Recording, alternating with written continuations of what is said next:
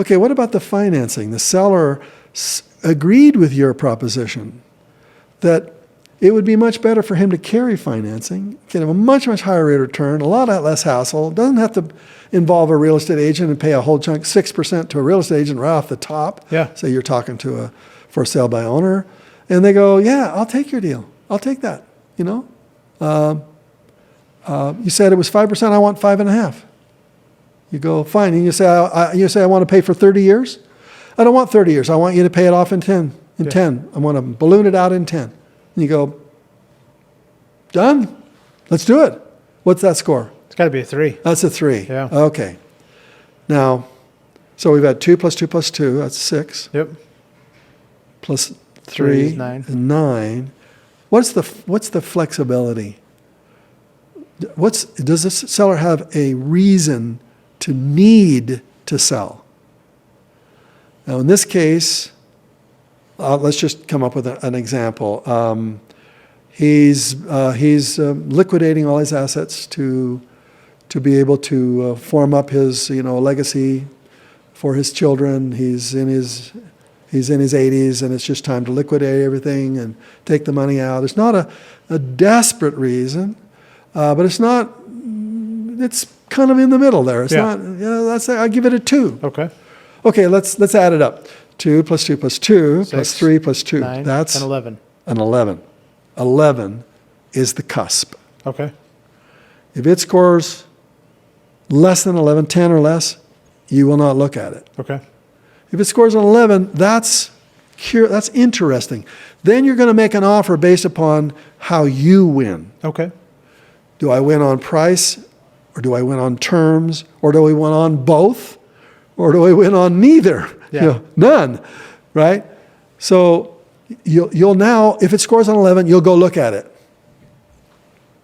You'll go look at it. Okay. Because the seller, you've done all this on the telephone.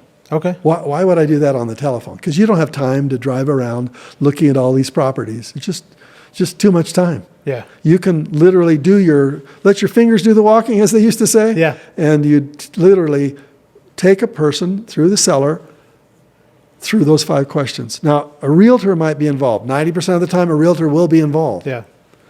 And when you ask these questions, they're going to be leaning towards the retail side of the equation. And so usually it's going to score, 9s and 10s. Yeah. I mean, they're after their best interest, right? Yeah. So you're looking for a realtor who understands your scoring system. So you're going to literally teach them, have them watch this podcast. Yeah. And you say to your realtor, if you want to be my realtor, watch this podcast. You got to watch it. This is it. That's right. I need to look at properties that score 11 or higher. I want to go look at the ones that score 11 or higher because I want to see if the seller was telling the truth. Right. Is the price really what the seller said it was? When I do some little checking and knocking on doors, seeing for sale signs in the neighborhood, doing some brief appraisals with the realtor, if you're using a realtor, I can tell really quickly whether this is retail or whether it's wholesale. And if it's retail, I'm going to give it a 1. Yeah. And the seller might say it was a 2. I'm sorry, Mr. Seller, you're not telling me the truth. Right. Then I'm going to go just down the line. I'm going to go through location. Was the seller telling the truth? Price, is the seller telling the truth? Condition, was the seller? I walk through it. Yeah or no. Look at this. Yeah. This whole floor is all buckled because of the water damage. That means there's water damage from above or water damage down below. Yeah. Oh, this is going to be a major problem. The seller said it was minor. It's going to be major. That's a 1. In other words, you reevaluate your score when you're all done with looking at it. You might reevaluate. You might say this was a 10, not an 11. Yeah. It might knock you off. You might say, I wouldn't even make an offer on this property. Interesting. If I needed to make an offer, it'd have to be X, minus 10, minus 20 of what the seller wants. Yeah. And you can say really clearly to the seller, I know this isn't what you want. I want this to be win-win. Right. I want this to be a win, like you can walk away and feel like your life is freed up from this hassle. That's a win for you. But you would like to have more money. I get that. But I I can't offer you more because I'm an investor, and that's how I win. I got to get either price or terms. Yeah. And you said you wanted the terms, which is the cash there. I got to have the price. And now I notice all these problems in the condition. It means I got to offer you lower.